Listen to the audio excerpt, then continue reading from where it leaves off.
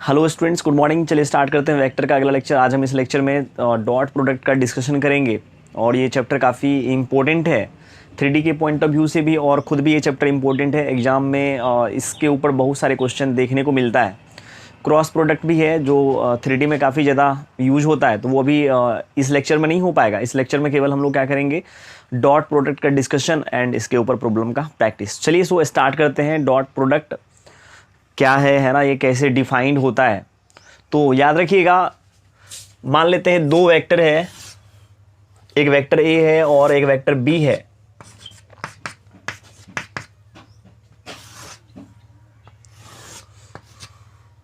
और इसके बीच का एंगल है थीटा, ठीक है ना। ऐसे दो वेक्टर के बीच का एंगल यदि आपको निकालना रहे, तो जैसे दो वेक्टर के बीच का एंगल ये भी है, तो ये दोनों एंगल में जो छोटा एंगल होगा वही दोनों वेक्टर के बीच का एंगल होगा, ठीक है। एक वेक्टर ए है, दूसरा वेक्टर बी है, और थीटा ये दोनों वेक्टर के बीच का एंगल है, ठीक है। तो ए डॉट बी देखिए किस प्रकार से डिफाइंड होता है। ए डॉट बी यदि आपसे निकालने के लिए दिया जाए, पूछा जाए आपसे ए डॉट बी क्या होगा, तो याद रखिएगा ए का मैग्नीट्यूड इंटू बी का मैग्नीट्यूड इंटू कॉस थीटा। याद रखिएगा इस बात को।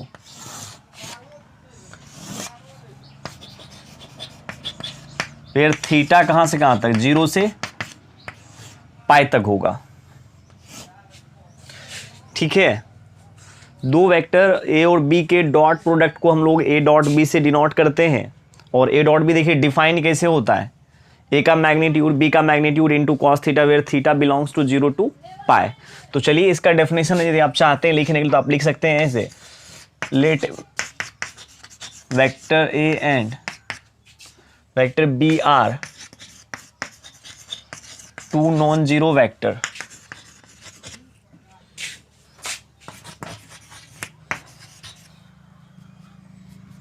non-zero vectors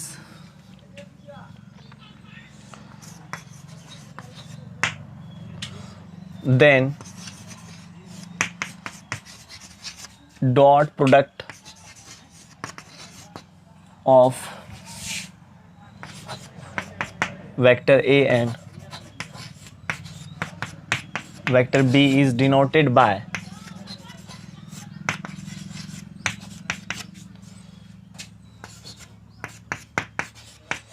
A dot B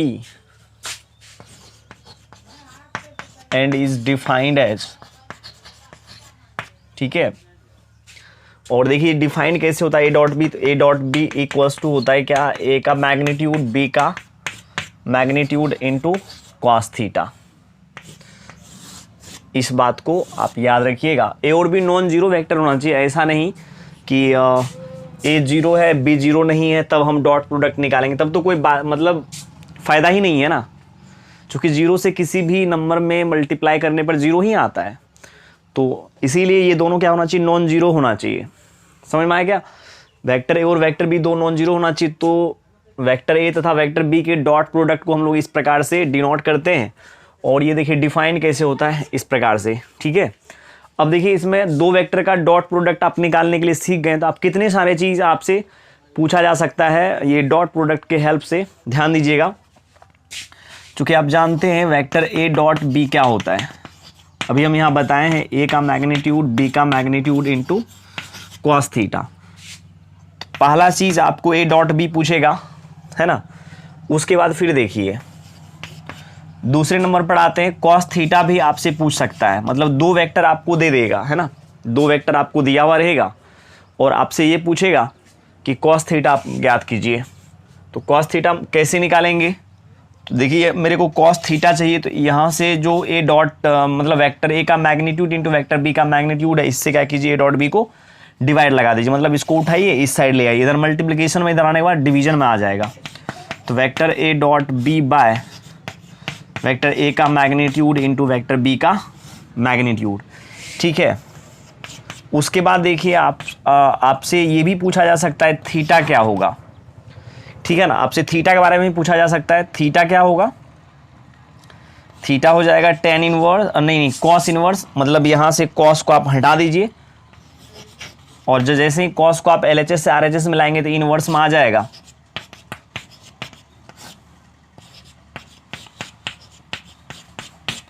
ठीक है, इसके बाद देखिए फिर हम एंगल के बारे में और भी एनालिसिस कर सकते हैं कि थीटा यदि एक्यूट रहेगा और थीटा यदि ऑब्ट्यूज रहेगा तब कैसे हम निकालेंगे। एक्यूट एंगल यदि पूछा जाए आपसे कि let theta be the acute angle between vector A and vector B, ठीक है, देन कॉस थीटा यदि आपसे निकालने के लिए दिया जाए, यदि थीटा एक्यूट एंगल रहेगा, एक्यूट एंगल के बारे में आप जानते हैं जिस एंगल का माप 0 से 90 के बीच में होता है उसको हम लोग क्या बोलते हैं, एक्यूट एंगल। इसका मतलब पक्का एंगल फर्स्ट क्वाड्रेंट में होगा और फर्स्ट क्वाड्रेंट में जितने भी ट्रिगोनोमेट्रिक रेशियो होते हैं सबके सब पॉजिटिव, इसका मतलब कॉस थीटा क्या होगा, पॉजिटिव होगा। ठीक है, अब देखिए ए डॉट भी निगेटिव भी आ सकता है। ठीक है, तो ए का magnitude A dot B by A का मैग्नीट्यूड और बी का मैग्नीट्यूड किसका फॉर्मूला हो जाएगा, कॉस थीटा का। तो एक चीज़ आप और भी अच्छे से याद रख सकते हैं, थीटा को एक्यूट रखने के लिए ये तो हमेशा ए का मैग्नीट्यूड है तो ये हमेशा पॉजिटिव आएगा, चूंकि मैग्नीट्यूड कभी भी निगेटिव नहीं आता है। यहाँ देखिए बी का मैग्नीट्यूड है तो ये भी हमेशा पॉजिटिव आएगा। ए डॉट बी के ऊपर संदेह है मुझे कि ये निगेटिव भी आ सकता है, पॉजिटिव भी आ सकता है, देयरफॉर लेकिन यहाँ पर मेरे को थीटा एक्यूट लेना है, सो ए डॉट बी को भी पॉजिटिव रखना पड़ेगा। इसीलिए यहाँ क्या कीजिए, आप एक मॉड लगा लीजिए। ठीक है ना, ये मॉड हम इसलिए लगाएं ताकि इस पूरे एक्सप्रेशन का वैल्यू क्या आ जाए, मुझे पॉजिटिव मिल जाए। ठीक है, अब यहाँ से थीटा निकाल लेते हैं। थीटा हो जाएगा क्या, cos inverse A dot B by A का मैग्नीट्यूड बी का मैग्नीट्यूड, ये हो गया। अच्छा, इसमें मॉड, ये हो गया आपका क्या, एक्यूट एंगल बिटवीन, है ना, टू वेक्टर्स, मतलब दो वेक्टर के बीच का न्यून कोण यदि आपसे पूछा जाए निकालने के लिए। एक्यूट एंगल का मतलब होता है न्यून कोण। ठीक है, तो हम ऐसे निकालेंगे। ऑब्ट्यूज यदि पूछा जाए तो क्या करेंगे, 180 में से क्या कीजिएगा, घटा लीजिएगा थीटा को, तो ऑब्ट्यूज एंगल निकल जाएगा। बस कोई बड़ी बात नहीं है ऑब्ट्यूज निकालना। एक्यूट आप निकालने के लिए समझ लीजिए, है ना, ऑब्ट्यूज आसानी से मिल जाएगा आपको। मतलब एक वेक्टर से दो वेक्टर से आपको इतने सारे चीज़, अभी के टाइम और भी चीज़ें हम पूछ सकते हैं। ठीक है, अभी के टाइम में हम आपसे दोनों वेक्टर का डॉट प्रोडक्ट पूछ सकते हैं, फिर उसके मतलब कोसाइन पूछ सकते हैं दोनों वेक्टर का, मतलब कॉस थीटा पूछ सकते हैं, फिर थीटा पूछ सकते हैं कि दोनों वेक्टर के बीच का एंगल क्या है। ठीक है, तो इस तरीक़ा से आप निकालिएगा। एक्यूट एंगल पूछेगा तो आप पूरी मॉड लगा लीजिएगा पूरे में, है ना। यहाँ तक कोई दिक्कत? तो चलिए इसको मिटाते हैं।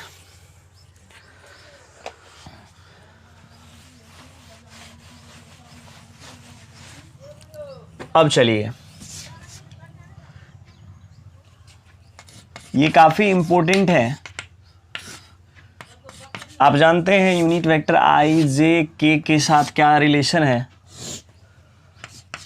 ये है जेड एक्सिस, एक्स एक्सिस और ये है वाई एक्सिस। मतलब Y axis, X axis, Z axis या X axis, Y axis, Z axis, ये सब के सब क्या होता है, एक दूसरे पर परपेंडिकुलर होता है। ठीक है, तो अच्छा, जेड एक्सिस के अलॉन्ग यूनिट वेक्टर आपको मालूम है, इसके अलॉन्ग यूनिट वेक्टर होता है क्या, यूनिट वेक्टर के। और वाई एक्सिस के अलॉन्ग यूनिट वेक्टर होता है जे, और एक्स एक्सिस के अलॉन्ग यूनिट वेक्टर क्या होता है, आई। ठीक है, एक्स एक्सिस के अलॉन्ग यूनिट वेक्टर आई होता है, वाई एक्सिस के अलॉन्ग यूनिट वेक्टर जे होता है, जेड एक्सिस के अलॉन्ग यूनिट वेक्टर के होता है। यदि हम ये बोलते हैं आपसे कि एक्स एक्सिस के अलॉन्ग यूनिट वेक्टर आई है, तो आप एक चीज़ ऐसे समझ सकते हैं, ये यूनिट वेक्टर आई एक्स एक्सिस के पैरेलल है, या नहीं तो आप इसको उठा करके इसके ऊपर चढ़ा सकते हैं। एक यूनिट मान लेते हैं, इतना काट लेते हैं इसमें, इतना मतलब ये जो आप देख रहे हैं यहाँ से यहाँ तक, यही है यूनिट वेक्टर जे। यहाँ से यहाँ तक यदि ये एक यूनिट है तो ये है यूनिट वेक्टर के। ठीक है, नहीं आई, और ये है यूनिट वेक्टर जे। समझ में आया क्या? इसी को उठा करके इसके ऊपर चढ़ा दिए, इसको उठा करके इस पर चढ़ा दिए, इसको उठा करके इस पर चढ़ा दिए। इससे आप ऐसे भी कर सकते हैं, unit vector I J and K are mutually perpendicular. ठीक है, तो नंबर 1 में unit vector I J and K are mutually perpendicular vectors.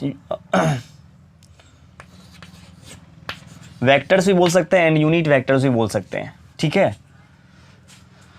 इसका मतलब unit vector I, unit vector J and unit vector के बीच का एंगल हमेशा क्या रहेगा, 90 डिग्री रहेगा, ठीक है। तो अब जैसे आपसे ऐसे ही पूछा जा सकता है इसमें कि आप मुझे आई डॉट जे बताइए, ठीक है, आई डॉट जे बताइए। तो आई डॉट जे कैसे निकालेंगे, पहले आप यहाँ देखिए ए डॉट बी निकालने का तरीका क्या है। तो ए का मैग्नीट्यूड बी का magnitude into cos theta, theta क्या है, ये दोनों वेक्टर के बीच का एंगल। इसी प्रकार से हम आई डॉट जे का वैल्यू निकालते हैं यहाँ पर, आई का मैग्नीट्यूड जे का मैग्नीट्यूड इंटू कॉस थीटा। तो कॉस थीटा कहाँ से लाएंगे, आई और जे के बीच का जो एंगल है, आई और जे के बीच का एंगल है 90 डिग्री, तो कॉस 90 होता है 0, देयरफॉर ये हो जाएगा क्या, 0। डेट इज आप ऐसे बोल सकते हैं i dot j equals to 0। चलिए ठीक है, आगे बढ़ते हैं। फिर जे डॉट के का बात करेगा, जे डॉट के का बात करेगा तो जे का मैग्नीट्यूड, के का मैग्नीट्यूड इंटू कॉस थीटा की जगह पर आई जे और के बीच का एंगल होता है 90 और कॉस 90 होता है 0, 0 से किसी भी नंबर में मल्टीप्लाई करने पर आ जाता है वैल्यू उसका 0। इसी प्रकार से के डॉट आई का बात करेंगे हम तो क्या हो जाएगा, इससे इसका भी वैल्यू 0 हो जाएगा। डेट इज हम ऐसे इस बात को रट ले तो ज़्यादा बेहतर होगा। आई डॉट जे 0, जे डॉट के 0 एंड के डॉट आई इक्वल्स टू 0, ठीक है। मतलब ये हो गया आई डॉट जे 0, जे डॉट के 0, चूंकि इसलिए कि ये दोनों के बीच का एंगल क्या है 90 डिग्री। यहाँ से एक चीज़ और मेरे को निकल करके रिजल्ट बाहर आया है क्या, कि जब दो वेक्टर के बीच का एंगल 90 डिग्री रहता है, ठीक है, तो दोनों का डॉट प्रोडक्ट क्या आता है, 0। देख लीजिए यहाँ पर, चूंकि मान लीजिए मैग्नीट्यूड इसका कुछ और होता है, चूंकि यूनिट वेक्टर इसका मैग्नीट्यूड ऐसे 1 होगा, यूनिट वेक्टर इसका मैग्नीट्यूड 1 होगा, बट कॉस 90 का वैल्यू होता है 0। तो ये कुछ भी हो जाए, ये 5 हो जाए, ये 7 हो जाए, बट ये तो हमेशा 0 बनाएगा। तो 0 में किसी भी नंबर से मल्टीप्लाई करने पर क्या आता है, 0।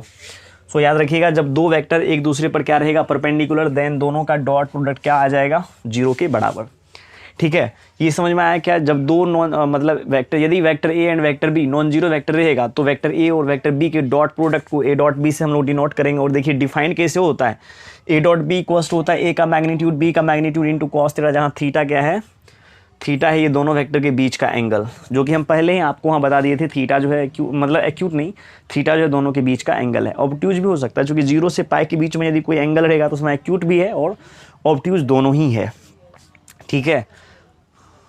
तो यदि देखिए यहाँ पर ए डॉट बी ए का मैग्नीट्यूड इंटू बी का मैग्नीट्यूड इंटू कॉस थीटा होता है, तो कॉस थीटा इक्वल्स टू क्या हो जाएगा, ए डॉट बी, इसको उठा करके इस साइड करेंगे, ए का मैग्नीट्यूड इंटू बी का मैग्नीट्यूड, थीटा के का निकालने तो कॉस को उठा करके इस साइड करेंगे तो इनवर्स में आ जाएगा, ठीक है।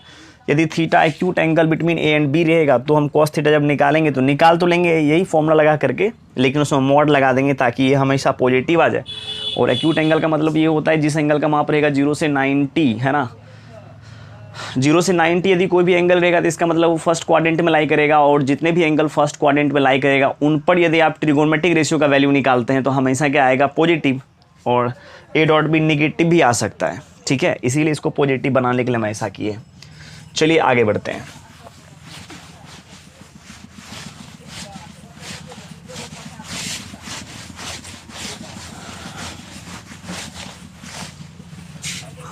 इसमें देखिए क्या है, उसके बाद 2 नंबर में तो याद रखिएगा जैसे ए dot A vector A dot vector ए, मतलब यदि किसी वेक्टर में उसी वेक्टर से डॉट किया जाए तो आप ऐसे बोल सकते हैं उस वेक्टर का स्क्वायर, और किसी वेक्टर का स्क्वायर का मतलब होता है उस वेक्टर के मैग्नीट्यूड का स्क्वायर। ये तीनों चीज़ एक ही चीज़ है, तीनों एक ही चीज़ है।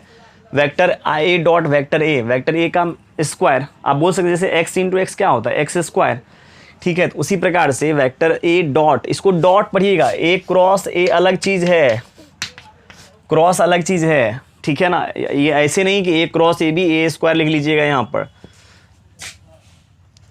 ठीक है ना, सिंपल अलजेब्रा हम नहीं पढ़ रहे हैं अभी, ठीक है। वेक्टर ए डॉट वेक्टर ए क्या हो जाएगा, वेक्टर ए का स्क्वायर, और किसी वेक्टर का स्क्वायर यदि आप कहीं लिखा हुआ देखते हैं तो आप समझ जाइए कि उस वेक्टर का मैग्नीट्यूड का स्क्वायर का बात कर रहा है, ठीक है। मतलब इसका मतलब वेक्टर ए के मैग्नीट्यूड का स्क्वायर।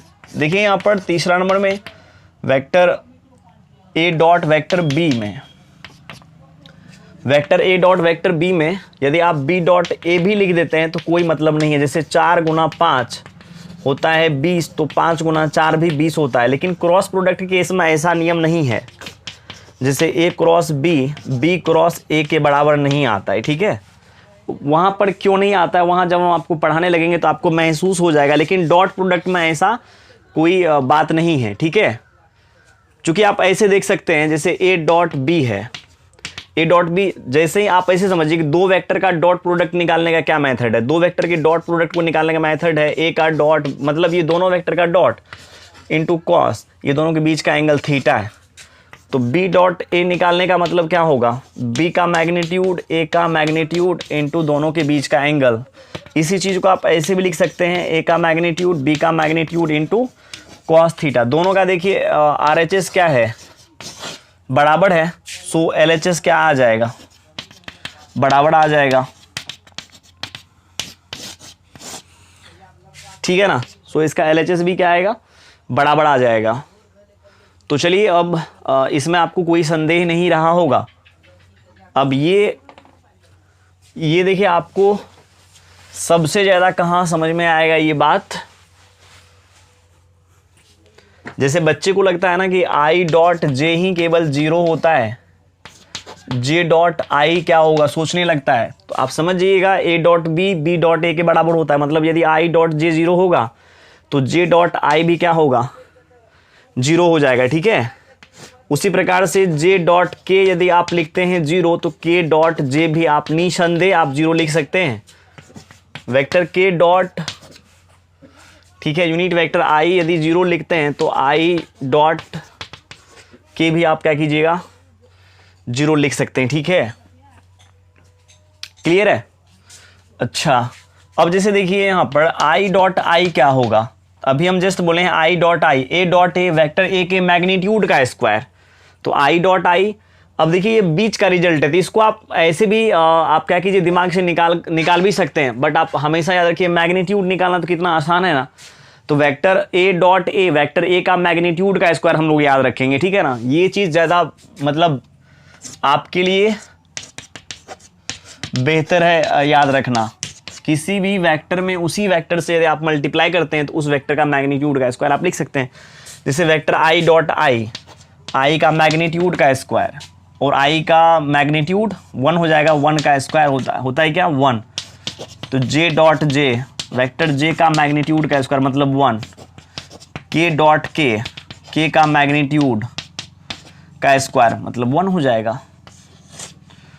तो ये सब का वैल्यू आपको निकालने के लिए आ गया ना, ठीक है।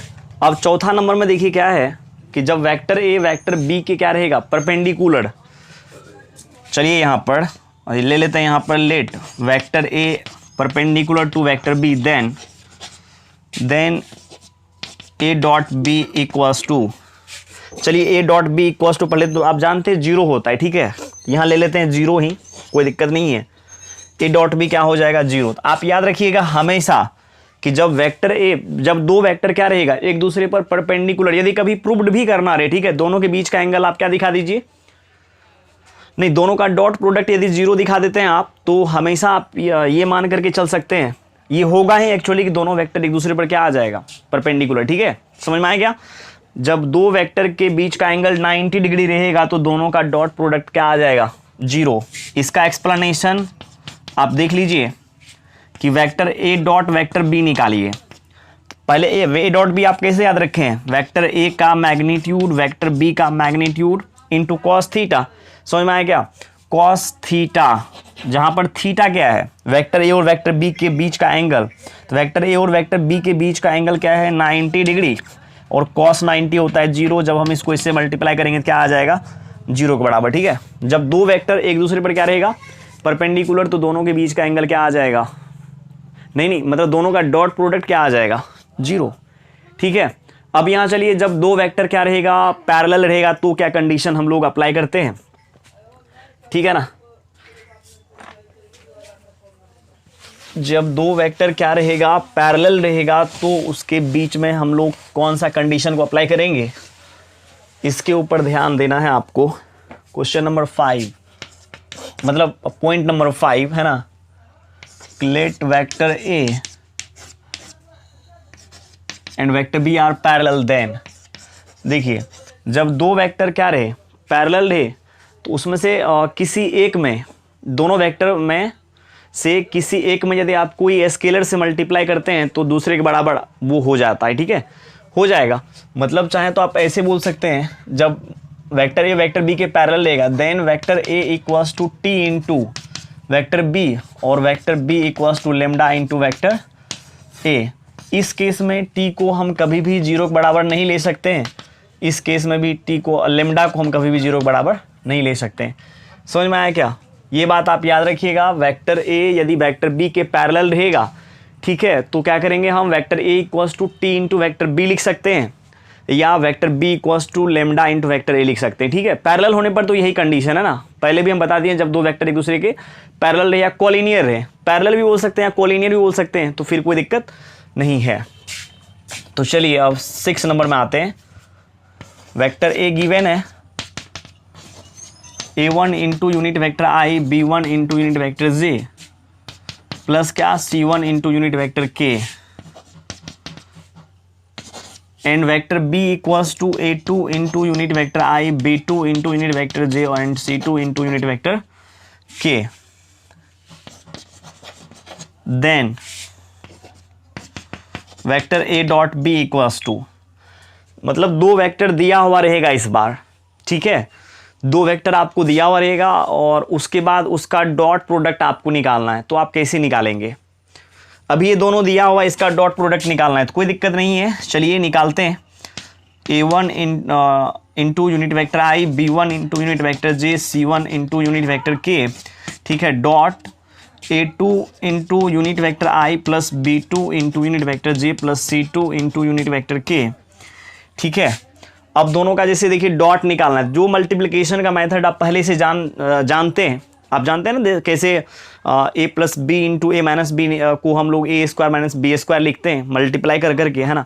उसी प्रकार से यहाँ पर भी हम क्या करेंगे, कंसेप्ट का यूज़ करेंगे, इसको इससे डॉट करेंगे, है ना, इसको इससे डॉट करेंगे। यहाँ देखिए a1 a2, ठीक है, a1 a2 हो जाएगा, i डॉट आई कितना आ जाएगा, i डॉट आई, i का मैग्नीट्यूड का स्क्वायर, और i का मैग्नीट्यूड का स्क्वायर क्या होता है 1, चूँकि i एक यूनिट वेक्टर, उसका मैग्नीट्यूड ऑब्वियसली 1 होगा।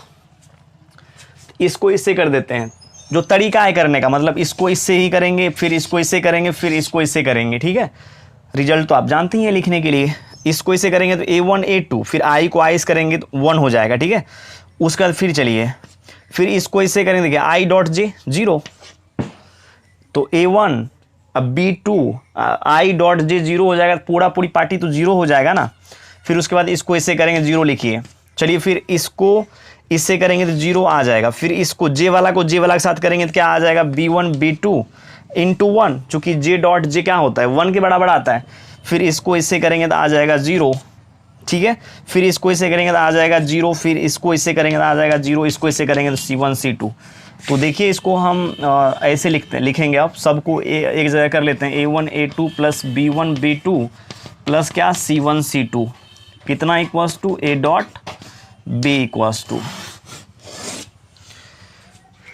ठीक है। मतलब a डॉट b, जब दो वेक्टर क्या रहेगा, गिवन रहेगा, तब दोनों का डॉट प्रोडक्ट यदि कहेगा निकालने के लिए, तो सबसे आसान तरीका मैं आपको बता देता हूं। चूंकि i वाले को यदि आप j वाला k वाला के साथ मल्टीप्लाई करेंगे तो 0 हो जाएगा रिजल्ट। आप देख लीजिए, यहाँ पर भी हम लिख करके दिखाएं और इससे पहले भी लिख करके दिखाए हैं, ठीक है। समझ में आया क्या?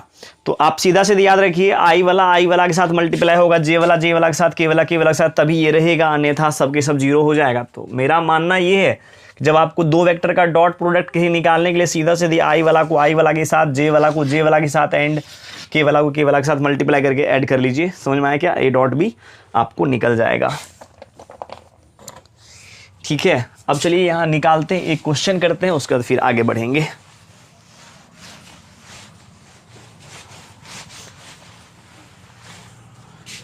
देखिए क्वेश्चन ये है कि मान लीजिए वेक्टर ए आपको दिया हुआ है 2 into unit vector i plus 3j plus 4k and b equals to दिया हुआ है i minus 2j plus 5k।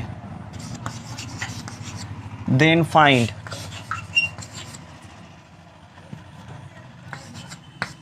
a dot b।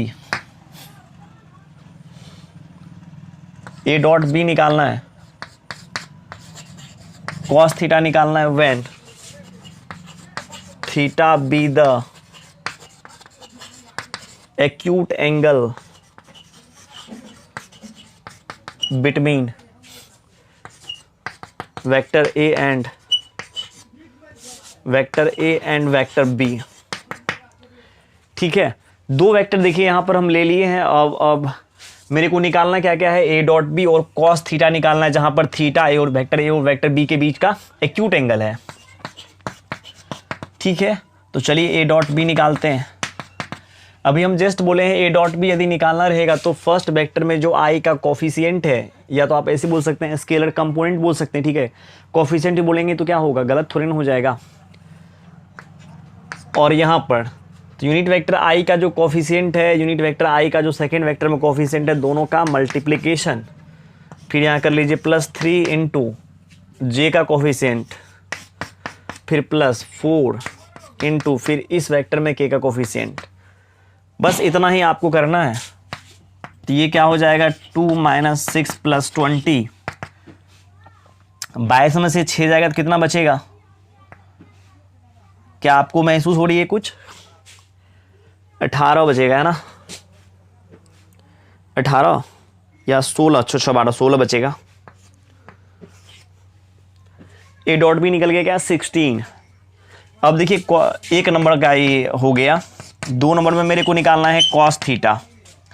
Cos theta क्या होता है, A dot B by A का मैग्नीट्यूड, बी का मैग्नीट्यूड, लेकिन एक्यूट एंगल निकालना है, इसीलिए ऐसे ए डॉट बी यहाँ पॉजिटिव आया, मॉड यदि आप नहीं भी लेंगे तो भी कोई दिक्कत नहीं है, लेकिन कम से कम आपको फॉर्मूला याद तो आ जाए।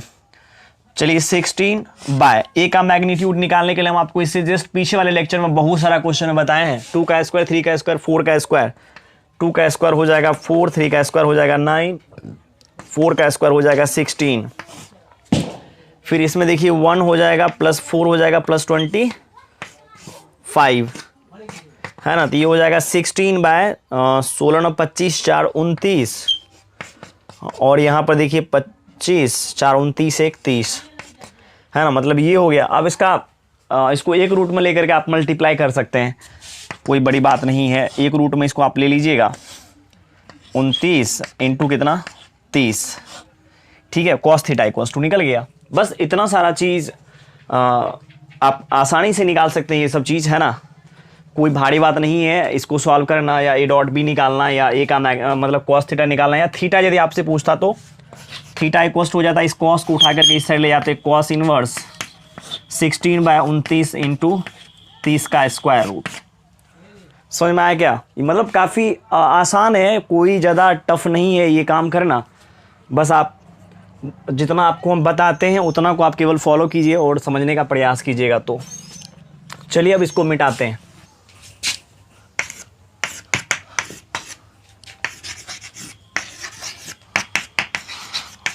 प्रोजेक्शन ऑफ वेक्टर ए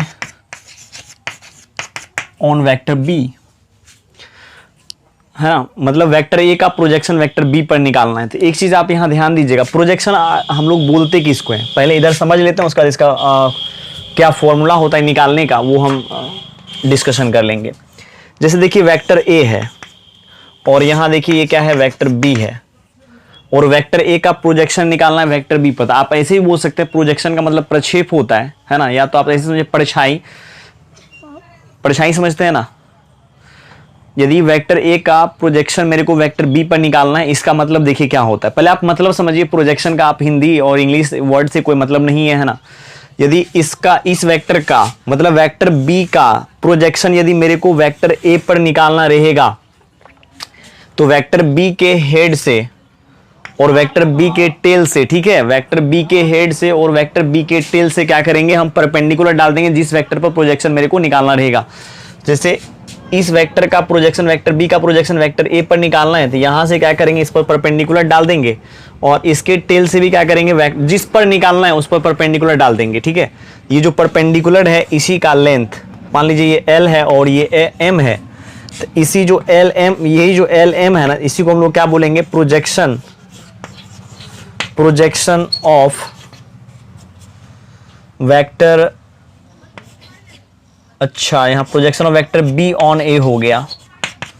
अच्छा अच्छा, चलिए खैर कोई बात नहीं, बी का प्रोजेक्शन ए पर आ गया, वहां ए का प्रोजेक्शन बी पर मेरे को लेना था, तो खैर कोई बात नहीं। फिर से हम बना लेते हैं, यहाँ पर फिगर बना लेते हैं। ये देखिए यहाँ पर ये वेक्टर बी है और ये वेक्टर ए है, ठीक है। तो वेक्टर ए के हेड से क्या करेंगे हम, इसके हेड से, देखिए इस वेक्टर के टेल से और हेड से क्या कीजिए, वेक्टर बी पर परपेंडिकुलर आप डाल दीजिए। चलिए डाल देते हैं, कोई दिक्कत नहीं है, ठीक है। वेक्टर ए के हेड से वेक्टर बी पर क्या करेंगे हम, वेक्टर ए के हेड और टेल से वेक्टर बी पर क्या करेंगे हम, परपेंडिकुलर ड्रॉप कर देंगे। और ये जो लेंथ ऑफ परपेंडिकुलर है ना, यहां से यहां तक, यहां से यहां तक का जो लेंथ ऑफ परपेंडिकुलर है एल और एम, ठीक है। एल एम जो है यही क्या कहलाएगा, projection of A on vector B, ठीक है। मतलब एल एम का लेंथ, मतलब यहां से यहां तक का जो लेंथ है वही क्या कहलाएगा, वेक्टर ए का प्रोजेक्शन वेक्टर बी पर। क्लियर है, यहां तक कोई दिक्कत नहीं आया होगा। मतलब किसी भी लाइन का प्रोजेक्शन यदि दूसरी लाइन पर निकालना है, जैसे मान लीजिए एक लाइन है, ये दूसरा लाइन है, इस लाइन का प्रोजेक्शन मेरे को इस लाइन पर निकालना है, इसके हेड और टेल से, मतलब इसके एक्सट्रीमिटी से, मतलब इसके एंड पॉइंट से, मतलब है ना, इसका जो लास्ट पॉइंट है ना, जैसे मान लीजिए लाइन सेगमेंट का ये खत्म हो गया, लाइन यहाँ पर ये लाइन खत्म हो गया, तो इसका जो अंतिम पॉइंट है ना, यहां से क्या कीजिए आप परपेंडिकुलर ड्रॉप कीजिए, किस पर, इस लाइन पर। और इसका जो लेंथ होगा ना, ये जो लेंथ है यहां से यहां तक का, यही क्या कहलाएगा, इस लाइन का प्रोजेक्शन इस पर, ठीक है। अब मेरे को नहीं लगता है कि आपको समझ में ये नहीं आया होगा, ठीक है। तो अब जैसे मान लीजिए कभी कभी ऐसे भी रह सकता है एक वेक्टर यहां से ही चल गया, ये वेक्टर क्या है, वेक्टर ए है और बी है, और ये वेक्टर ए है। अब मेरे को ए का बी पर प्रोजेक्शन निकालना रहे तो हम कैसे निकालेंगे। अब यदि मेरे को वेक्टर ए का प्रोजेक्शन वेक्टर बी पर निकालना रहेगा तो हम कैसे निकालेंगे। देखिए यहां से जब इस पर परपेंडिकुलर डालिएगा तो कुछ भी परपेंडिकुलर ही नहीं डालेगा, इसको छोड़ देंगे, यहां से इस पर परपेंडिकुलर डाल लेंगे, है ना। और यहां से मान लीजिए यहां से आपने डालने का प्रयास तो किया लेकिन नहीं डाल पाए तो क्या दिक्कत है, यहां से यहां तक का परपेंडिकुलर लेंथ हो सकता है 0 हो जाए, क्या दिक्कत है। तो यहां से यहां तक के लेंथ को हम लोग क्या लेंगे, जैसे ये एल ले लेंगे, ये एम ले लेंगे, तो यही एल एम क्या हो जाएगा, वेक्टर ए का प्रोजेक्शन बी पर, ठीक है। मतलब प्रोजेक्शन का मतलब ये होता है कि वेक्टर, जिस वेक्टर का जिस पर निकालना है, ठीक है, उनके हेड और टेल से क्या करेंगे, परपेंडिकुलर ड्रॉप कर देंगे, जिस वेक्टर पर निकालना है उसी परपेंडिकुलर का जो फुट का जो लेंथ है ना, जैसे ये फुट है, इस फुट से इस फुट का जो लेंथ होगा ना, वही क्या कहलाएगा, projection of vector A on B. ये देखिए कितना इंपॉर्टेंट है, हम आपको बता देते हैं। आगे है एक 3D ज्योमेट्री में दो स्ट्रेट लाइन के बीच का शॉर्टेस्ट डिस्टेंस निकालने का एक फॉर्मूला है, ठीक है। वहां पर प्रूव्ड करने के क्रम में उसको जब हम सिद्ध करने लगेंगे, प्रूव्ड करने लगेंगे, वहां पर इसका यूज होगा। देयरफॉर आपको ये समझ में आना चाहिए, एग्जाम में भी क्वेश्चन रहता है इस बेस्ड पर, ठीक है। तो चलिए अब हम इसका प्रोजेक्शन इस पर निकालते हैं। अब चलिए इसका फॉर्मूला निकालते हैं। ऐसे क्या करना है, मेरे को यहां पर वेक्टर ए का प्रोजेक्शन बी पर निकालना है, ठीक है। तो चलिए वेक्टर ए मान लेते हैं ये है और ये वेक्टर बी है। अब वेक्टर ए का प्रोजेक्शन वेक्टर बी पर निकालना है, इसके टेल से इस पर परपेंडिकुलर आप ड्रॉप कीजिए, इसके भी टेल से इसका परपेंडिकुलर आप इसके हेड से, है ना, इस बी पर परपेंडिकुलर ड्रॉप कीजिए, ठीक है। ये वेक्टर है, ये हो गया एल, ये हो गया एम, इसको मान लेते हैं ए, इसको मान लेते हैं बी, कुछ क्षण के लिए ये वेक्टर ए है। समझ में आया क्या, यहां तक कोई दिक्कत नहीं। प्रोजेक्शन आपको समझा हुआ है, प्रोजेक्शन का मतलब क्या होता है, ये लेंथ आपको चाहिए। अभी आप ये लेंथ कहां से निकाल पाएंगे, कोई तरीका ही नहीं मिल रहा है। हम ये बोलना चाहते हैं आपको कि ये देखिए ये इस पर परपेंडिकुलर है, ये इस पर परपेंडिकुलर है, यहां से आप क्या कीजिए ना, इस पर परपेंडिकुलर डाल दीजिए, परपेंडिकुलर डाल दीजिए, ये हम बोल रहे हैं। इसका मतलब ये नहीं, सी यहां ले लेते हैं, ठीक है। परपेंडिकुलर में इसलिए डालें कि ये एक रेक्टेंगल हो जाएगा, ताकि हम इसी लेंथ का यूज हम इस ट्रायंगल के लिए कर लेंगे। समझ में आया क्या, ये नहीं कि अपने मन से परपेंडिकुलर डाल दीजिए, तो डालना ही पड़ेगा, ऐसा कोई बात नहीं है, ठीक है।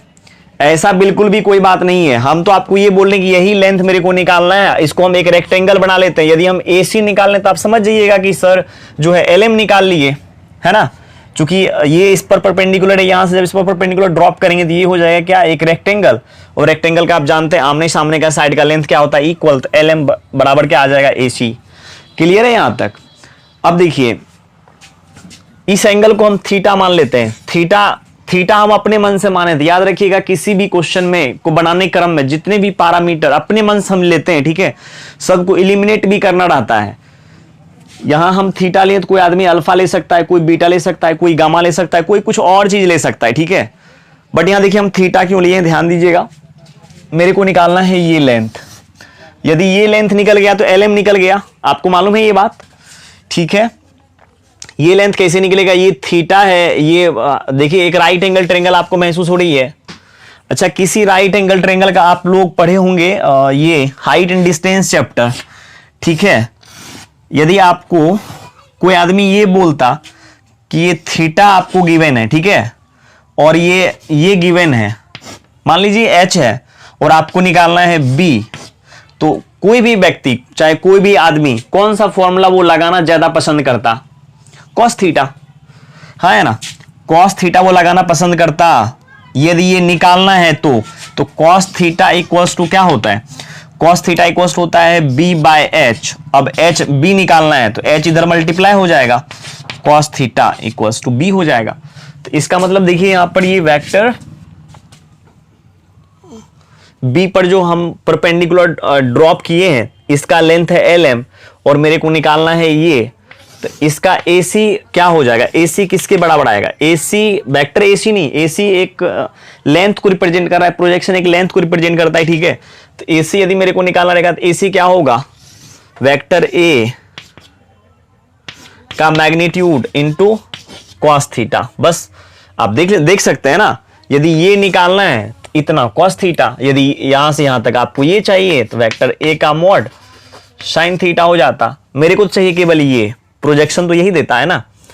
तो चलिए ठीक है, तो ये क्या हो जाएगा, हाँ अब देखिए थीटा यहां पर मेरे को ना ज्यादा एक्स्ट्रा लगने लगा है ना, थीटा किसी तरीका से हट जाए, चूंकि आपको पता क्या है, आपको केवल पता है वेक्टर A और वेक्टर B ही। आप देख लीजिए यहां पर जब इस वेक्टर का प्रोजेक्शन इस वेक्टर पर कहेगा निकालने के लिए, इसका मतलब मेरे को वेक्टर A और वेक्टर B ही मालूम रहेगा, थीटा उठा तो कुछ भी मालूम नहीं रहेगा, ठीक है। हाँ, या तो आप चाहते हैं तो आप थीटा निकाल सकते हैं, कोई बड़ी बात नहीं है, यहां से कोसाइन कॉस थीटा भी आप निकाल सकते हैं, यहां रख लीजिएगा A का मैग्नीट्यूड, तभी प्रोजेक्शन निकल जाएगा। बट इससे बढ़िया हम ये कहना चाहते हैं कि यदि A और B के टर्म में ही यदि क्या निकल जाए, A और B के टर्म में ही यदि प्रोजेक्शन निकल जाए तो मेरे को कॉस थीटा निकालने की यहाँ कोई जरूरत ही नहीं है ना।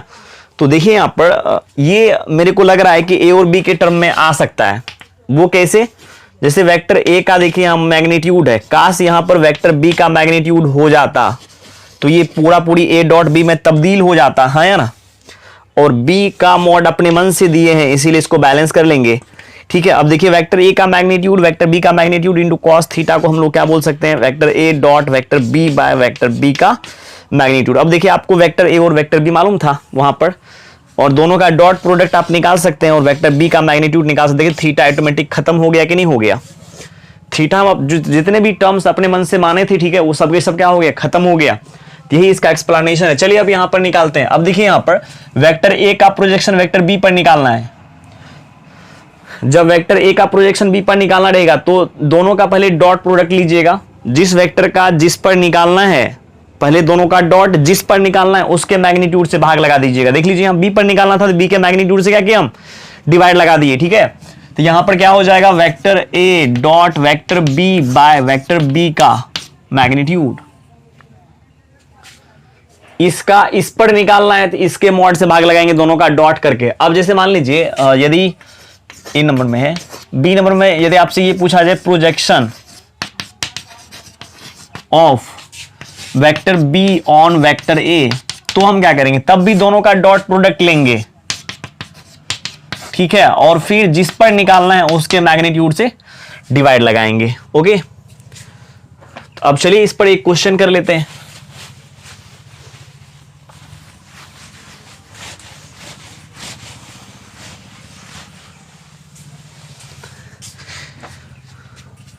क्वेश्चन में find projection of vector I plus J plus K on 2I minus J plus K। Find projection of vector इतना ऑन वेक्टर इतना, ठीक है, मतलब इस वेक्टर का प्रोजेक्शन इस वेक्टर पर निकालना है मेरे को। तो चलो पहले इसको कुछ मान लेते हैं, ठीक है।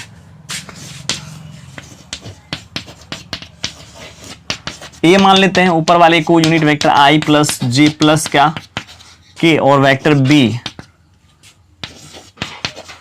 2i माइनस जे प्लस के। अब ए डॉट बी निकाल लेते हैं। ए डॉट बी क्या हो जाएगा, 2 माइनस 1 प्लस 1। ये कैसे किए, है ना, मतलब इसमें जो i का कोफिशिएंट है, इसमें जो i का कोफिशिएंट दोनों को मल्टीप्लाई करेंगे 2 आएगा, इसमें i का कोफिशिएंट 1, इसमें i का कोफिशिएंट -1, -1 प्लस 1 हो जाएगा -1, 1 इंटू 1 आ जाएगा क्या 1, तो ये हो जाएगा कितना 2 हो जाएगा। ठीक है, अब चलिए projection of vector A on vector B. अच्छा, ए का इसका इस पर निकालना है, इसका मैग्नीट्यूड भी मेरे को निकालना मतलब जरूरी है ना। तो 2 का स्क्वायर प्लस -1 का स्क्वायर प्लस 1 का स्क्वायर का स्क्वायर रूट, ये आ जाएगा √6। क्या आ जाएगा दोनों का projection, A dot B by B का मैग्नीट्यूड। ए डॉट बी देखिए अभी जस्ट निकाले, आया कितना 2, और ये आ जाएगा √6। क्या प्रोजेक्शन निगेटिव आ सकता है ना। दो वेक्टर का प्रोजेक्शन यदि हम एक वेक्टर का प्रोजेक्शन दूसरे वेक्टर पे यदि निकालेंगे तो क्या उसका वैल्यू निगेटिव आ सकता है, हाँ क्यों नहीं, क्योंकि डॉट प्रोडक्ट निगेटिव भी आता है। तो याद रखिएगा प्रोजेक्शन निगेटिव भी आ सकता है, प्रोजेक्शन में भी निगेटिव, पॉजिटिव एंड जीरो। ठीक है, जीरो भी आ सकता है, क्योंकि जब दोनों वेक्टर एक दूसरे पे परपेंडिकुलर हो जाएगा उस केस में यदि एक वेक्टर का प्रोजेक्शन दूसरे पर निकालेंगे, ठीक है, तो उस टाइम में जीरो आ जाएगा। क्लियर है। अब चलिए आगे बढ़ते हैं।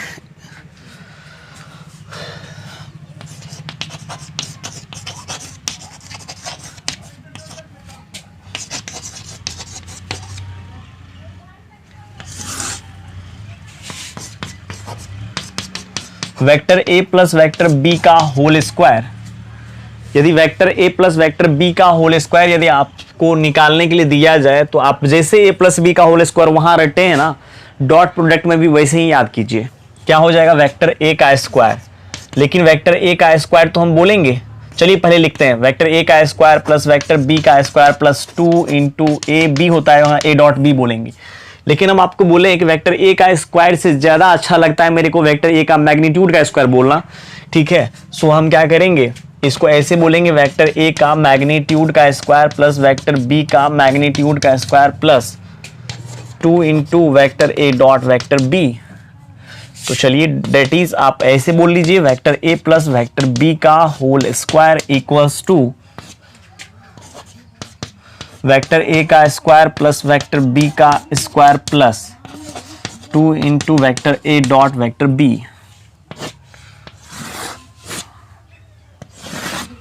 ठीक है ना।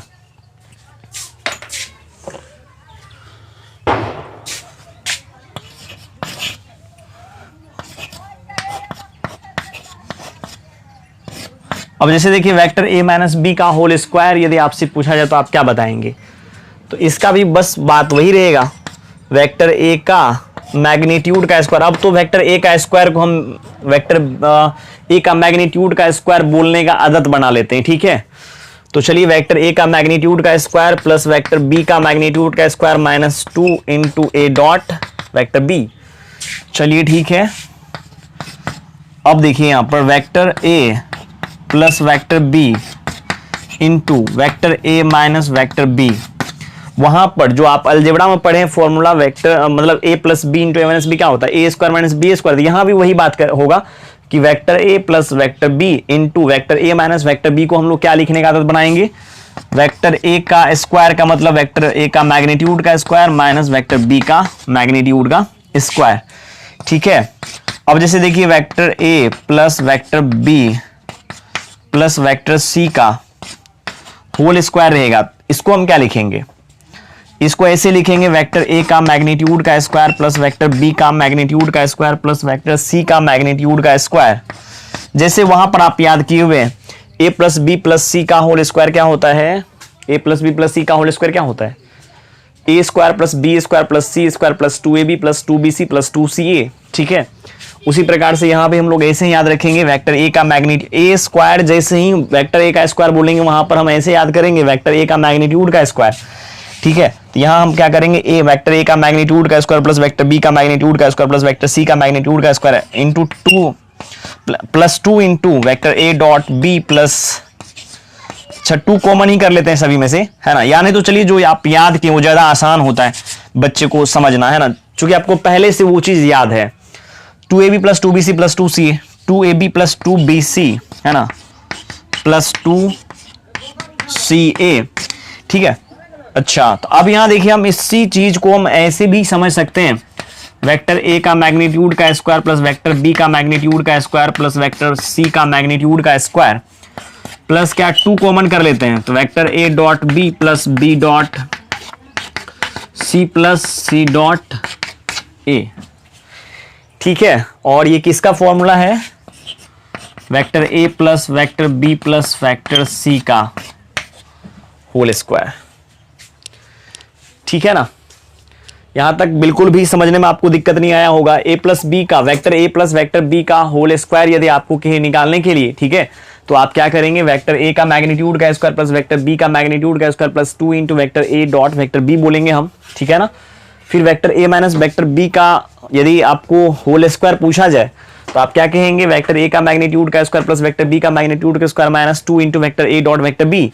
और यदि vector A plus vector B into vector A minus vector B यदि आपको कहीं निकालने के लिए, वेक्टर ए का मैग्नीट्यूड का स्क्वायर माइनस वेक्टर बी का मैग्नीट्यूड का स्क्वायर, फिर vector A plus vector B plus vector C का होल स्क्वायर यदि आपसे पूछा जाता है तो आप जैसे फॉर्मूला याद किए A plus B plus C का, वही लगा लीजिएगा। वेक्टर ए का मैग्नीट्यूड का स्क्वायर प्लस वेक्टर बी का मैग्नीट्यूड का स्क्वायर प्लस वेक्टर सी का मैग्नीट्यूड का square plus 2 into vector A dot vector B plus 2 into vector B dot vector C plus 2 into vector C dot vector A, यानी तो 2 को common कर करके vector A का magnitude का square plus vector B का magnitude का square plus vector C का मैग्नीट्यूड का square plus 2 into A dot B plus B dot C plus C dot A. ये ज्यादा आपको, है ना, आसान लगेगा। अब देखिए कभी कभी इस बेस पर देखिए प्रॉब्लम कैसे कैसे पूछा जाता है, हम आपको बता देते हैं। इसमें देखिए करेगा कभी कभी क्या, A plus B plus C 0 दे देगा, ठीक है, और vector A vector B vector C के बारे में कुछ ऐसा चीज बोल देगा, ठीक है, जो काफी आसान हो जाएगा, या तो इसका मैग्नीट्यूड दे देगा, ठीक है ना। उसके बाद क्या, vector A dot vector B plus vector B dot vector C plus vector C dot vector A ज्ञात करें, है ना। कभी कभी आपसे ये पूछ लेगा, ये सब दे देगा, है ना। कभी कभी आपको ए प्लस बी प्लस सी पूछ लेगा, ये सब दे देगा, है ना। मतलब ये सब चीज चलते रहता है इसके जिंदगी में, है ना। तो चलिए स्टार्ट करते हैं, मतलब कुछ और, हाँ 1-2 चीज और है, तब इसके बाद इसके ऊपर प्रॉब्लम का स्टार्टिंग करेंगे, है ना।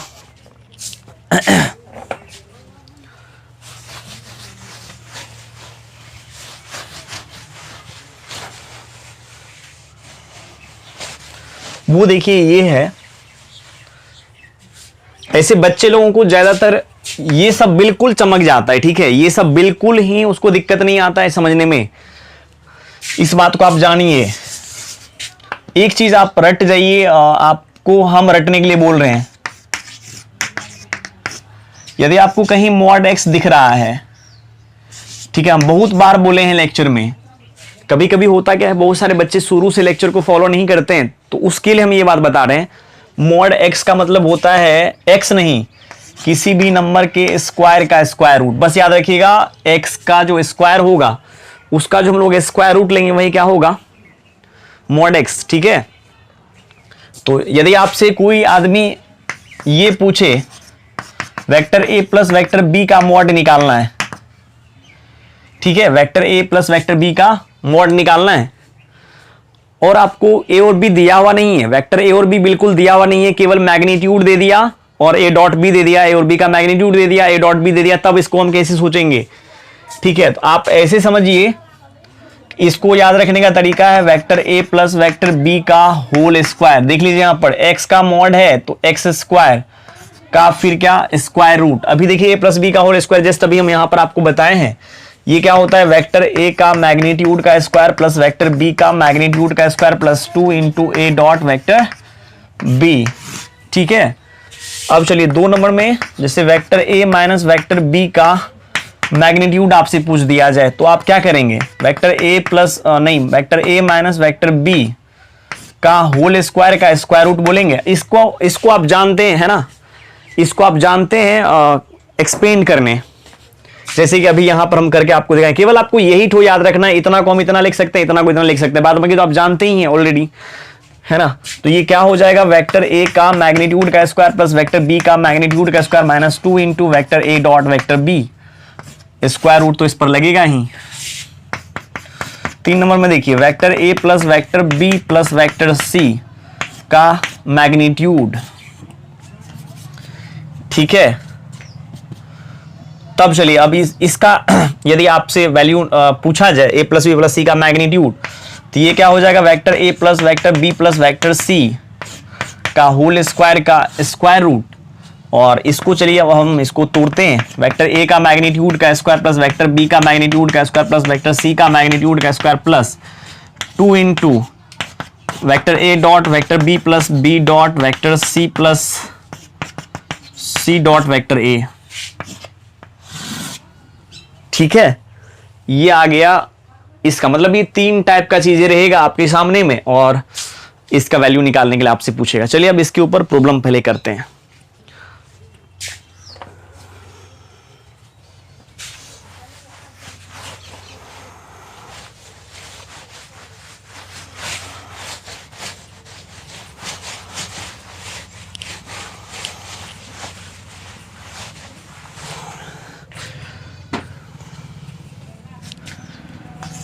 देखिए क्वेश्चन में है let vector A and vector B are perpendicular to each other and magnitude of A equals to 5 and magnitude of B equals to 4 or magnitude of B equals to 3, then find vector A plus B का magnitude vector A minus B का magnitude. आपसे देखिए ऐसे question पूछा जाएगा, ठीक है। तो जैसे पहले थोड़ा सा हम आपको पीछे वाले लेक्चर का याद दिलाना चाहते हैं। वेक्टर ए मान लीजिए गिवन रहता था आई प्लस जे प्लस के, ऐसे ही समझिए, और वेक्टर बी आपको गिवन रहता था 2i प्लस जे प्लस के ही ले लेते हैं, ठीक है। और अब आपको निकालना है वेक्टर ए प्लस बी का magnitude, vector A minus B का मैग्नीट्यूड। तो आप आसानी से निकाल सकते हैं, ये दोनों को ऐड कर लेते हैं ना, ए प्लस बी आ जाता 3i plus 2j plus 2k, फिर इसका मैग्नीट्यूड निकाल लेते, फिर इसके बाद इसमें से इसको सब्ट्रैक्ट कर देते, फिर इसका मैग्नीट्यूड निकालते। यहाँ वेक्टर ही नहीं है ना, यहाँ पर देखिए वेक्टर ही नहीं है, केवल वेक्टर ए का मैग्नीट्यूड दे दिया, वेक्टर बी का मैग्नीट्यूड दे दिया और वेक्टर ए और वेक्टर बी के बारे में पहले से बोल दिया। यहाँ पर क्या दोनों एक दूसरे पर परपेंडिकुलर है, तो आपको निकालना है वेक्टर ए प्लस बी का मॉड और वेक्टर ए माइनस बी का मॉड, ठीक है। तो अब देखिए यहाँ पर मेरे को कैसे निकलेगा वेक्टर ए प्लस बी का magnitude and vector A minus B का मैग्नीट्यूड, इसको यहाँ पर समझना है आपको, ठीक है। तो चलिए करते हैं यहाँ पर vector A plus vector B का मैग्नीट्यूड। देखिए यहाँ पर हम कैसे निकालेंगे, वेक्टर ए पता नहीं है, वेक्टर बी पता नहीं है, लेकिन अभी यहाँ देखिए एक यहाँ पर हम आपको बताएं इसका आप vector A plus vector B का फॉर्मूला आप देखिए क्या है। इसका फॉर्मूला है वेक्टर ए का मैग्नीट्यूड का स्क्वायर प्लस वेक्टर बी का मैग्नीट्यूड का square plus 2 into vector A dot vector B. Vector A का मैग्नीट्यूड आपको गिवन है, हाँ। वेक्टर बी का मैग्नीट्यूड भी देखिए आपको गिवन है, हाँ है। ए और बी के बारे में पहले से दे रखा है, ए और बी क्या है, एक दूसरे पर परपेंडिकुलर है, तो ए डॉट बी हो जाएगा 0, मतलब मेरा काम बन गया, ठीक है। इसका मतलब मेरे को कौन सा फॉर्मूला यहाँ लगा लेना चाहिए, वेक्टर ए का मैग्नीट्यूड का स्क्वायर प्लस वेक्टर बी का मैग्नीट्यूड का square plus 2 into vector A dot vector B, ठीक है। अब इसके बाद हम फिर क्या करेंगे, यहाँ पर वेक्टर ए का मैग्नीट्यूड का स्क्वायर रखेंगे 4 का स्क्वायर प्लस 3 का square plus 2 into A dot B, यहाँ पर हो जाएगा 0, चूंकि वेक्टर ए और वेक्टर बी एक दूसरे पर परपेंडिकुलर दे रखा है, ठीक है। तो ए डॉट बी आ जाएगा 0। अब यहाँ देखिए ये कितना आ जाएगा 16 प्लस 9, ये हो जाएगा कितना 25, और ये आ जाएगा क्या 5, ठीक है। अब इसके बाद फिर हम निकालेंगे क्या, vector A minus vector B का मैग्नीट्यूड। तो vector A minus vector B का मैग्नीट्यूड कैसे निकालेंगे, 2 नंबर में देखिए। इसको याद रखने का तरीका क्या होगा, मतलब इसमें इसके लिए भी वेक्टर ए का मॉड दे रखा है, वेक्टर बी का मॉड दे रखा है, ठीक है। ए और बी के बारे में बोल दिया, दोनों एक दूसरे पर परपेंडिकुलर है। तो देखिए हम कौन सा फॉर्मूला लगाएंगे, सबसे पहले तो आप ऐसे समझिए, चलिए अब इसको हम नहीं देखेंगे, अभी यहाँ आइडिया ही नहीं आ रहा है। चूंकि वेक्टर ए और वेक्टर बी दिया हुआ होता तो वेक्टर ए में से वेक्टर बी को सब्ट्रैक्ट कर करके फिर उसका मॉडुलस निकाल लेते हैं हम, वेक्टर ए दिया हुआ नहीं है, वेक्टर बी दिया हुआ नहीं, लेकिन उस वेक्टर का मैग्नीट्यूड केवल दिया हुआ है यहां पर। ठीक है, तो हम इसको कैसे याद रखेंगे, इसको ऐसे लिख लेते हैं, vector A minus vector B, ठीक है, का होल स्क्वायर। अब यहां देखिए vector A minus vector B का होल स्क्वायर को हम क्या लिखेंगे, वेक्टर ए का स्क्वायर मैग्नीट्यूड का स्क्वायर प्लस वेक्टर बी का मैग्नीट्यूड का square minus 2 into vector A dot vector B. ठीक है, अब यहां देखिए वेक्टर ए का मैग्नीट्यूड दे रखा है कितना, 4, तो 4 का स्क्वायर, इसका दे रखा है 3 और इसका दे रखा है क्या, ए डॉट बी 0 हो जाएगा, क्यों, क्योंकि एक दूसरे पर परपेंडिकुलर है। अब यहां हो जाएगा 16 प्लस 9, 16 ना कितना 25 और ये हो जाएगा 5। ठीक है, तो ये आप आसानी से निकाल सकते हैं। चलिए अब अगला क्वेश्चन ट्राई करते हैं, है ना।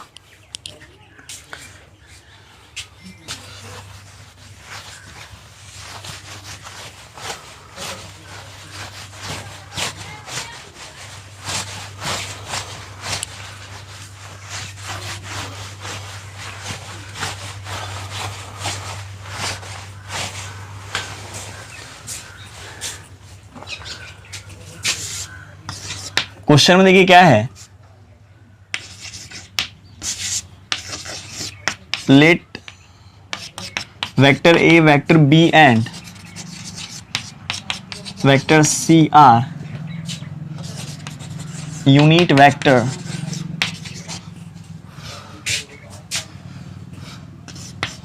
perpendicular to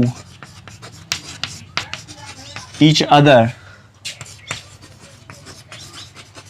then find vector A plus vector B plus vector C का मैग्नीट्यूड। ठीक है, यहां देखिए vector A vector B vector C क्या दिया हुआ है, यूनिट वेक्टर है जो एक दूसरे पर परपेंडिकुलर है। तब कह रहा है क्या, vector A plus vector B plus vector C का मैग्नीट्यूड फाइंड आउट करने के लिए। ठीक है, अब देखिए यहां पर vector A vector B vector C पता नहीं है। ठीक है, पता रहा तो सबको जोड़ करके उसका मैग्नीट्यूड निकाल लेते, यहां पर पता ही नहीं है मेरे को, लेकिन दिया हुआ क्या क्या है ये बात आप ध्यान में दीजिए।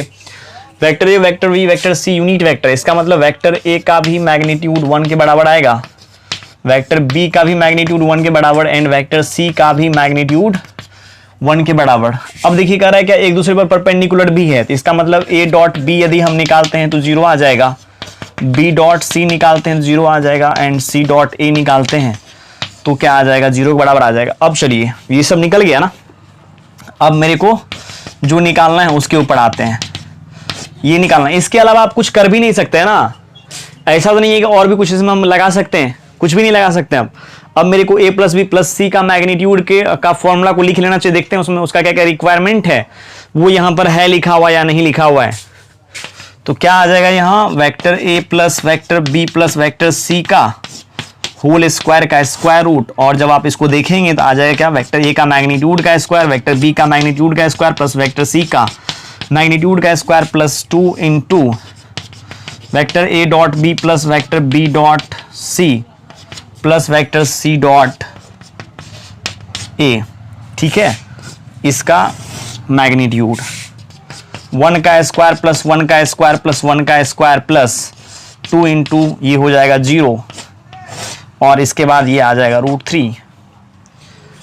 ठीक है, ये आ जाएगा √3।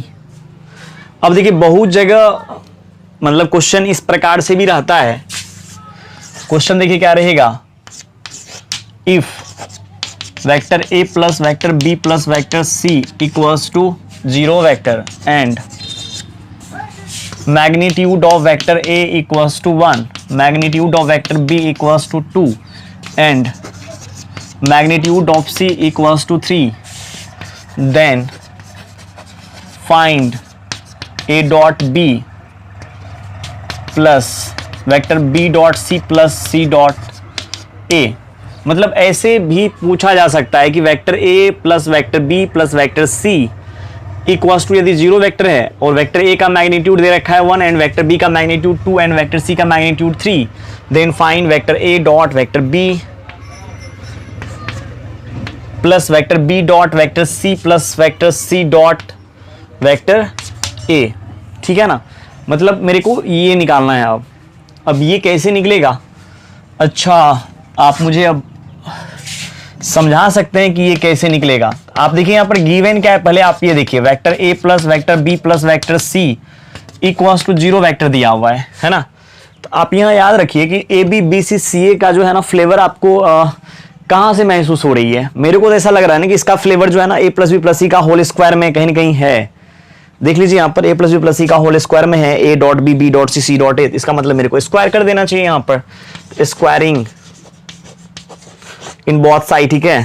तो ये आ जाएगा vector a plus vector b plus vector c का होल स्क्वायर इक्वल्स टू 0 का स्क्वायर, ठीक है। अब इसका फॉर्मूला लगा लीजिए, वेक्टर a का मोड प्लस वेक्टर b का मोड, नहीं, ये वेक्टर a के मैग्नीट्यूड का स्क्वायर प्लस वेक्टर b के मैग्नीट्यूड का स्क्वायर प्लस वेक्टर c के मैग्नीट्यूड का square plus 2 into vector a dot vector b plus vector b dot vector c plus vector c dot vector a equals to हो गया 0। अब देखिए ये दिया हुआ है इसका मैग्नीट्यूड, इसका मैग्नीट्यूड कितना दिया हुआ है 1 का स्क्वायर प्लस कितना 2 का स्क्वायर प्लस कितना 3 का square plus 2 into vector a dot b plus vector b dot c plus vector c dot a equals to 0। तो ये कितना हो जाएगा 3 3 9 4 13 1 14, ठीक है।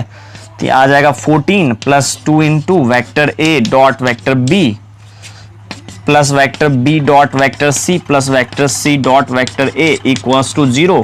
यहाँ सब आप निकाल लीजिए, vector a dot vector b plus vector b dot vector c plus vector c dot vector a equals to कितना हो जाएगा, इतना इक्वल्स टू कितना हो जाएगा 14 को उठा करके जब आप उस साइड करते हैं तो -14 -7 आ जाएगा इसका आंसर। आप निकाल सकते हैं, ये जोड़ घटाओ दूसरा तीसरा क्लास का है, ठीक है।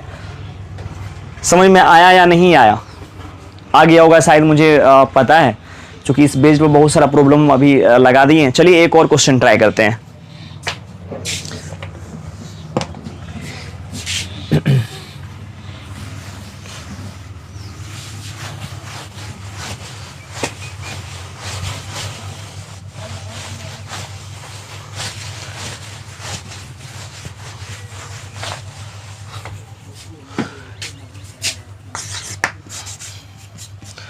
क्वेश्चन में let vector a vector b and vector c are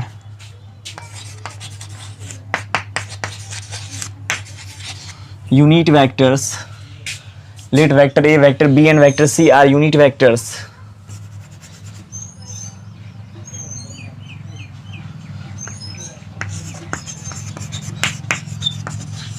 such that vector a plus vector b plus vector c equals to 0, then find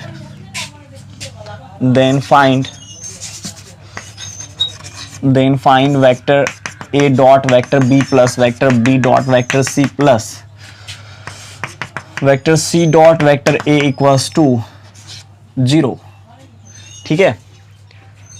यहां पर कह रहा है क्या ए बी सी एक यूनिट वेक्टर्स का काम कर रहा है और उसके बाद सभी का सम a plus B plus C 0 के बराबर है, 0 वेक्टर के बराबर है, ठीक है ना। तब कह रहा है क्या a dot B B dot C and c dot a निकालने के लिए काफ़ी आसान है, आप आसानी से निकाल सकते हैं इस चीज़ को।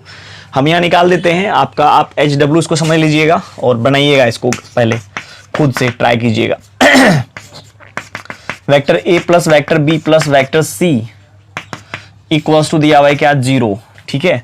स्क्वायर कर दूं, स्क्वायर क्यों करेंगे, इसका फ्लेवर आप देखिए यहां पर कैसा महसूस हो रहा है आपको। ये आ जाएगा वेक्टर a का मैग्नीट्यूड का स्क्वायर प्लस वेक्टर b का मैग्नीट्यूड का स्क्वायर प्लस वेक्टर c का मैग्नीट्यूड का स्क्वायर प्लस 2 इंटू, ठीक है, a dot b plus b dot c plus c dot a equals to 0। और जब इसको आप देखेंगे अच्छे से, ए यूनिट वेक्टर है, ए यूनिट वेक्टर है, इसका मतलब इसका मैग्नीट्यूड और इसका मैग्नीट्यूड और इसका मैग्नीट्यूड मतलब सी का, सब का मैग्नीट्यूड 1 के बराबर आ जाएगा, है ना।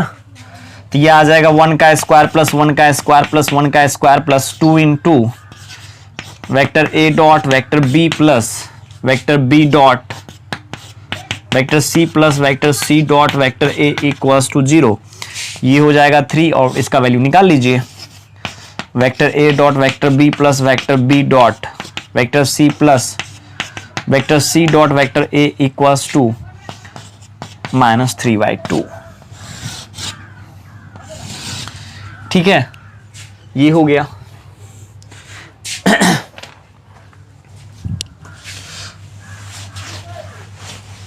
देखिए एक ऐसा क्वेश्चन अभी हम ले रहे हैं ना जिसमें कि जितना भी चीज आपको पढ़ाए हैं अभी वो सब के सब आप निकाल सकते हैं आसानी से।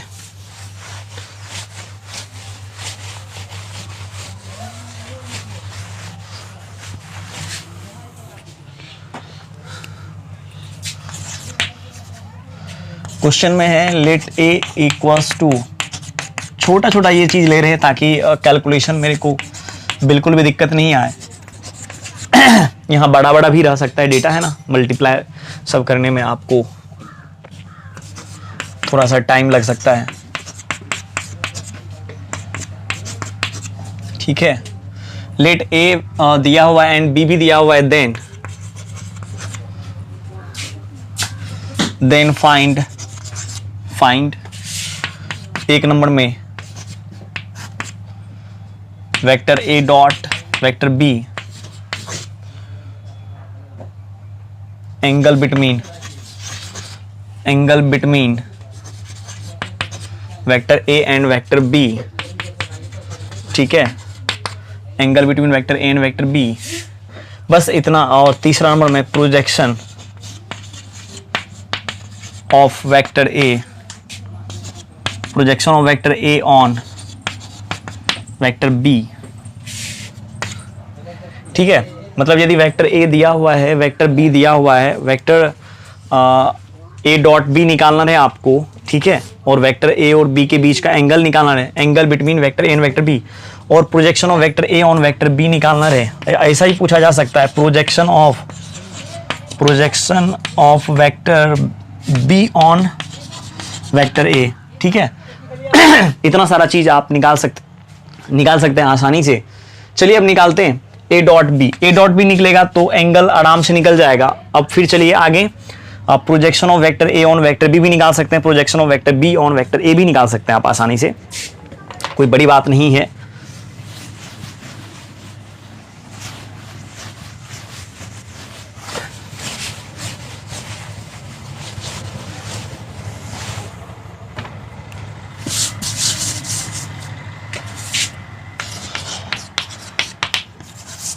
ठीक है, अब यहां चलिए वेक्टर ए डॉट बी निकाल लेते हैं।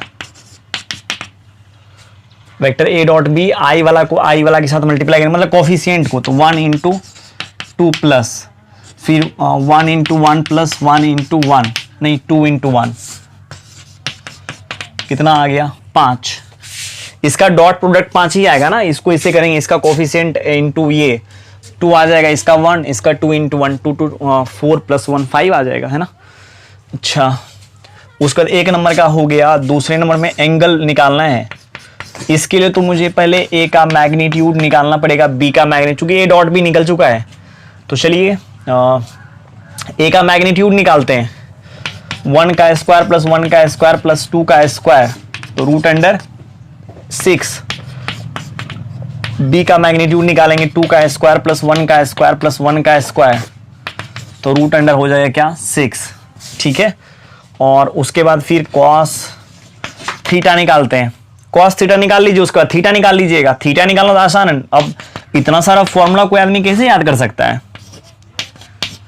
कि cos theta equals to cos inverse, इतना है ना, उतना याद नहीं रहेगा बेटा आप लोगों को। कॉस थीटा ही आप पहले निकालने का आदत बनाओ। ए डॉट बी कितना निकला 5, और ये √6 × √6, तो ये आ जाएगा 5/6। कॉस थीटा इक्वल्स टू क्या हो गया, कॉस इनवर्स 5/6। समझ में आया क्या। यदि आपको दो वेक्टर दिया हुआ है और मतलब वेक्टर ए और वेक्टर बी जो है यहाँ दिया हुआ है, उसके बीच का एंगल यदि आपसे कोई पूछता है तो आप ये बता सकते हैं कॉस इनवर्स 5/6। ठीक है, चलिए आगे बढ़ते हैं। अब इसके बाद कर रहा है क्या, projection of vector A on vector B निकालने के लिए। ये तो बहुत आसान है, क्योंकि देखिए यहाँ पर बी का मैग्नीट्यूड भी निकला हुआ है, ए का मैग्नीट्यूड भी निकला हुआ है, ए डॉट बी भी निकला हुआ है। तो चलिए कितना नंबर, 3 नंबर है ना। Projection of vector A on vector B equals to क्या हो जाएगा, vector A dot vector B by जिस पर निकालना है उसके मैग्नीट्यूड से डिवाइड लगाइए। ये है 5, ये है √6, है ना। और फिर projection of vector B on vector A, on vector ए क्या हो जाएगा, ए डॉट बी बाय, नहीं ए डॉट बी बाय ए का मैग्नीट्यूड, है ना। अब की बार ए का मैग्नीट्यूड चलेगा, तो ये आया 5 और ये आया √6, 5/√6। ठीक है, मतलब इतना सारा चीज आपसे पूछा जा सकता है दो वेक्टर को दे करके। बस इतना ही तो हम पढ़े हैं। अब आप जब एनसीईआरटी 10.3 को खोल करके देखेंगे तो मेरे को नहीं लगता है कि कोई ऐसा बचा हुआ होगा उसमें क्वेश्चन जो थोड़ा सा भी आप दिमाग लगाते हैं तो क्वेश्चन तो अलग अलग तरीका से देने वाले लोग दे सकता है। ठीक है, अब कोऑर्डिनेट दे देगा आपको किसी ट्रायंगल का, अब पूछेगा कि ये ट्रायंगल का जो है ना वर्टिसेस है राइट एंगल ट्रायंगल का, तो सबसे पहले आप वेक्टर निकाल लीजिए, डॉट प्रोडक्ट निकालिए दो वेक्टर का पेयर बना करके, है ना। जब दो वेक्टर का डॉट प्रोडक्ट 0 आ जाता है तो दोनों वेक्टर क्या होगा, एक दूसरे पर परपेंडिकुलर हो जाएगा। ठीक है, तो चलिए लास्ट में एक रिजल्ट है उसको आप देख लीजिए, उसके बाद फिर आज हम कहानी को यहीं खत्म करेंगे। ठीक है,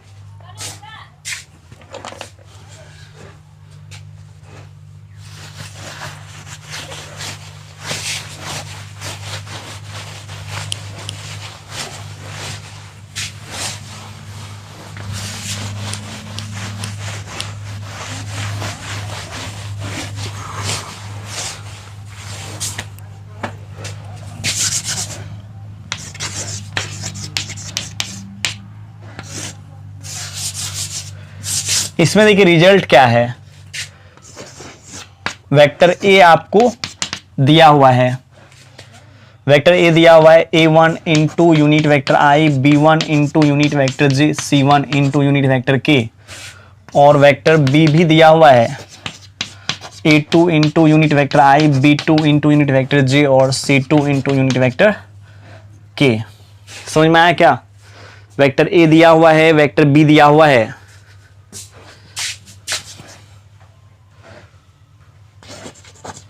and theta be the angle between them, then number 1 cos theta.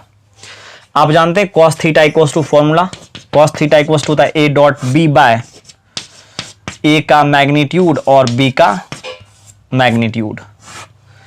ठीक है, ए का मैग्नीट्यूड और बी का मैग्नीट्यूड, तो ए डॉट बी निकाल लेते हैं। ए डॉट बी देखिए कैसे निकालेंगे, a1 a2 ऐसे, a1 a2 और b1 b2,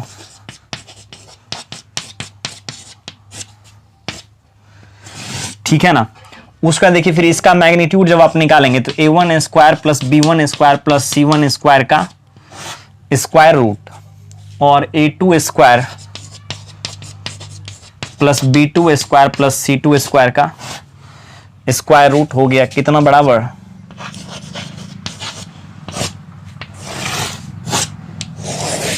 cos theta equals to. ठीक है, दूसरा नंबर में देखिए, if vector A perpendicular to vector B, then यदि वेक्टर ए वेक्टर बी पर परपेंडिकुलर रहेगा देन दोनों का डॉट प्रोडक्ट कितना आ जाएगा, दोनों का डॉट प्रोडक्ट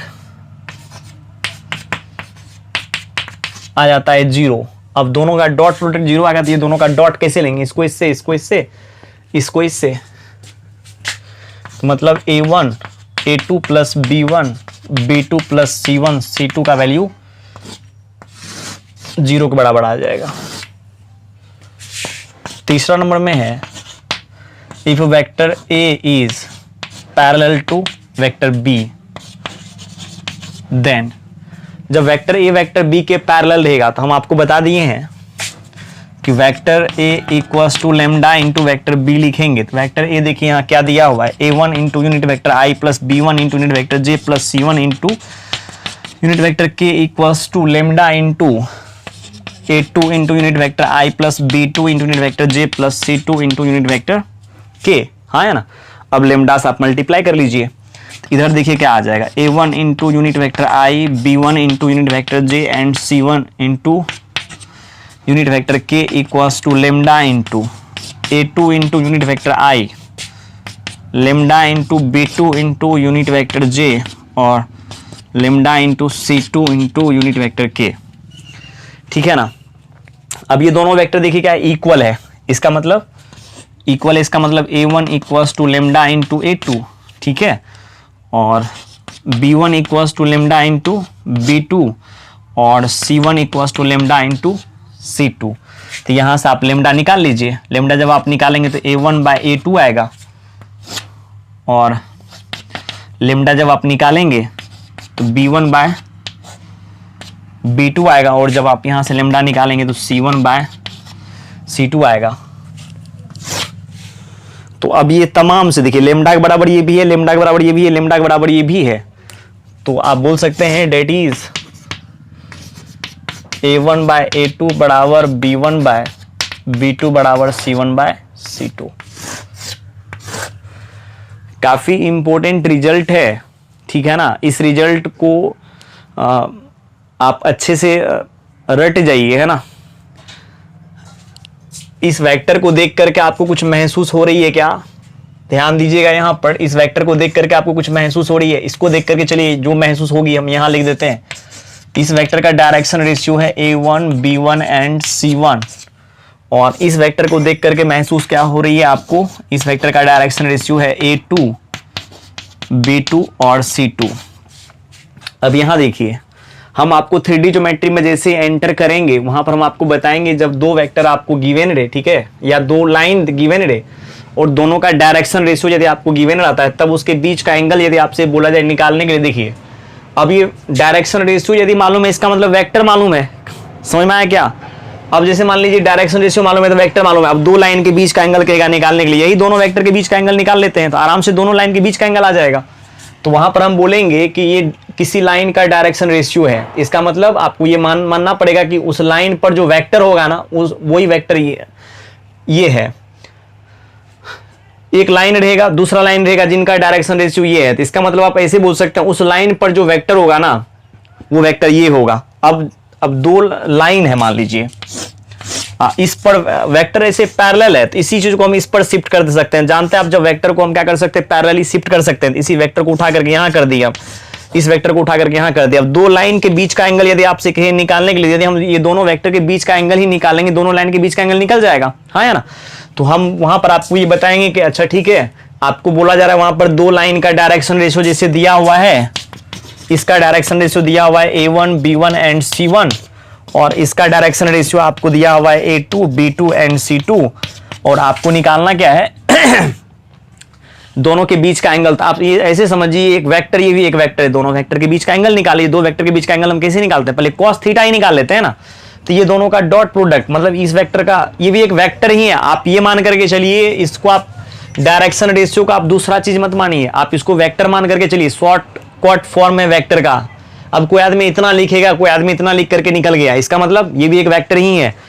तो अब आपको कहेगा क्या, ये दोनों लाइन के बीच का एंगल निकालने के लिए आप जानते हैं कि ये एक वेक्टर है, ये भी एक वेक्टर है। अब इस वेक्टर और इस वेक्टर के बीच का एंगल क्या होगा, A1 A2 plus B1 B2 plus C1 C2 का मैग्नीट्यूड। यदि आपको एक्यूट एंगल पूछा जाए तो थीटा भी द एक्यूट एंगल, इसीलिए यहां पर मॉड लगा लिए, ठीक है, समझ में आया क्या। तो अब ये दोनों वेक्टर के बीच का एंगल और इसका मैग्नीट्यूड से डिवाइड लगा देंगे। इसका मैग्नीट्यूड क्या आएगा, A1 square plus B1 square plus C1 square, देख लीजिए यहां पर आया क्या, और फिर यहां पर A2 square plus B2 square plus C2 square, देख लीजिए यहां पर भी है, उसका स्क्वायर रूट भी होता है मैग्नीट्यूड में। अब देखिए जब दो लाइन परपेंडिकुलर है, इसका मतलब जब दो लाइन जब ये दोनों लाइन कहेगा परपेंडिकुलर है, इसका मतलब जब ये दोनों लाइन परपेंडिकुलर होगा तो ये दोनों वेक्टर परपेंडिकुलर होगा। जब दो वेक्टर परपेंडिकुलर, देन दोनों के डायरेक्शन रेशियो को मल्टीप्लाई करके, मतलब दोनों के कोरोस्पोंडिंग कंपोनेंट को मल्टीप्लाई करके जब आप जोड़ेंगे तो जीरो आ जाएगा। मतलब इसको इससे और इसको इससे मल्टीप्लाई करके ऐड कीजिएगा, जीरो आ जाएगा, है ना। आप जानते हैं दो वेक्टर का डॉट प्रोडक्ट जीरो आता है, ये भी वेक्टर दोनों का डॉट जीरो के बराबर आ गया। मतलब A1 A2 plus B1 B2 plus C1 C2 zero. अभी जब दोनों पैरेलल रहेगा, जब ये दोनों पैरेलल लेगा तो a1/a2 बराबर b1 है, b2 बराबर c1/c2। बस आज इतना ही, ठीक है। डॉट प्रोडक्ट आपका खत्म हो गया। ये जो अभी हम आपको बताए हैं इसका यूज काफी 3D में मिलेगा आपको देखने को, और करेंगे भी हम यूज, ठीक है। चलिए स्टूडेंट्स, आज इतना ही। Thank you, bye bye.